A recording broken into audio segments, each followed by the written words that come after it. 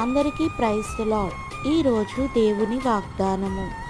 నీవు పైవాడవుగా ఉందువు గాని క్రింది వాడవుగా ఉండవు. ద్వితీయోపదేశ కాండము 28వ అధ్యాయము 14వ వచనము.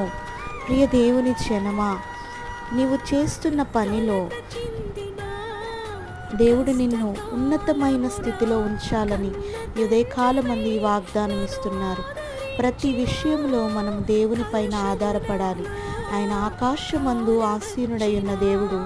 ఎప్పుడైతే మనం ఆయన్ని ఆశ్రయిస్తామో ఆయన మనల్ని పైవారిగా ఉంచుతానని చెప్తున్నారు. ఈ వాగ్దాన ప్రకారము ఈ దినమంతయు మనం చేస్తున్న ప్రతి పనిలో ఆయన తన విజయాన్ని మనకి అనుగ్రహించి ఆయన నామ ఘనత కొరకు మనల్ని ఉపయోగించుకొనుగాక. ఆమేన్, ఆమేన్, ఆమేన్.